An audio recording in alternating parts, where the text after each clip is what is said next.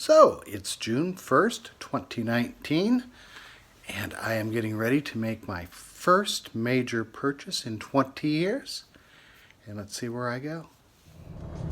Red. I get on the highway. We're getting on 71. This is Rob's special day. It's his birthday.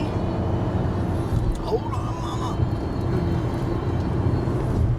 Your fingers in the right place. Alrighty, I just adjusted the camera to my little hand and we are ready to film. On our way to Dayton, Ohio to buy a grand piano on Rob's birthday. And we're going to 270 West. 45 minutes into our trip. Did you say we're halfway there? Oh, we're halfway. There we go. Continue 16 miles on the I-270 West, Outer Belt West. There's a Budweiser. Never know when you need a I Budweiser. have a doctor down here in Worthington. But not today. Dayton up ahead. I'll be glad to get past this thing. Yeah. In 1/4 of a mile, at exit 8, continue in lane 4 on the I-70 West, then keep right.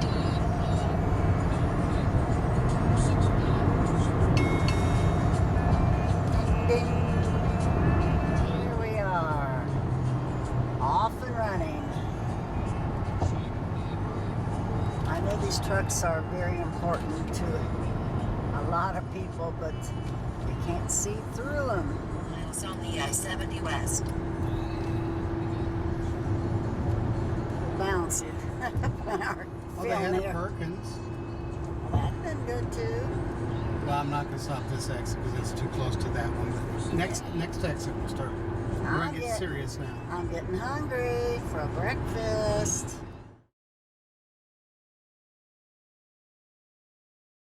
You know what I mean? I know what you In mean. 1/4 of a mile, Is that at way at the exit house, Bill? 13B, keep right on Highway 35 West, Dayton. In 3/4 of a mile. So you did not exit get west anything of the on skyline. Then keep right. You've got it now. Very nice, very nice. It's in here.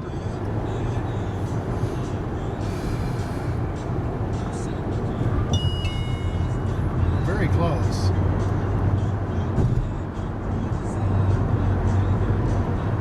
It's very confusing. In 1/8 of a mile, turn right, South Ludlow Street.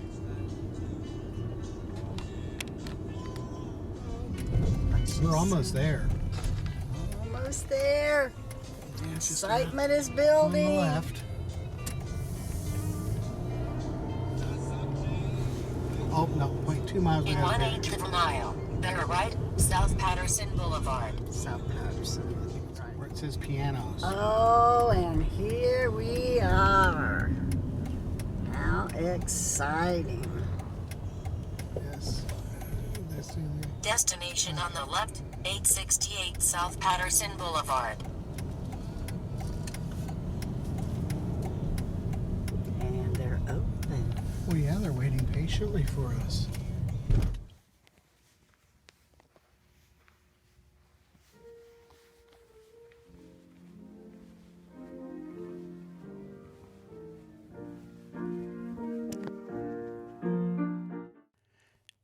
The original plan was for Mom to use her brand new iPhone, her very first smartphone, and record some video while we were in the store and of the different pianos as I was test driving.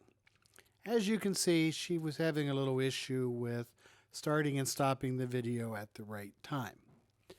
So I pulled up a still of the first piano we looked at, which was the Baldwin Model L, which is a 6'3". It was made in 2000, and as I sat down to it, it was cool on the fact that Liberace played nothing but Baldwins, but this one just felt kind of old, and it was built towards the end of the Baldwin Company's manufacturing in the United States. and I just wasn't happy with it, so I moved on to the next piano.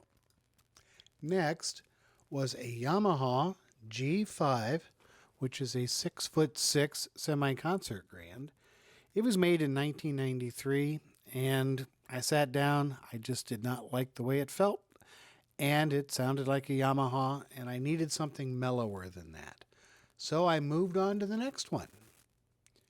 And the next one was a Kawai KG6E, which is a 7-foot grand, semi-concert grand, I should say.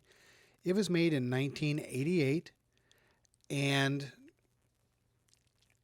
I didn't play that one long because it was 7 foot long and it was just a little bit too big for the room, but I did like the tone of it. I would have liked to have spent some time on that.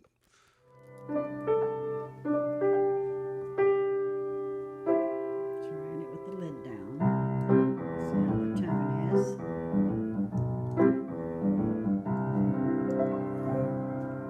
Just a little bit softer.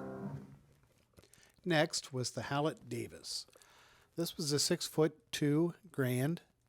It's part of their professional series. They called it their signature collection. And I had been there a couple of years ago and played a Hallett Davis.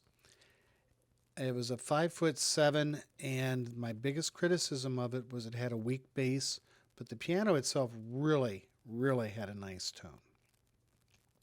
So coming back and seeing that they had a 6'2", I was intrigued, and I sat down, and this thing had a really nice bass. It made up for the shortcomings of the smaller one. So it definitely moved to the top of my list. And a little side note, since I had looked at this, there's only 20 of these made a year in this size, which is why I didn't see it before. But moving on.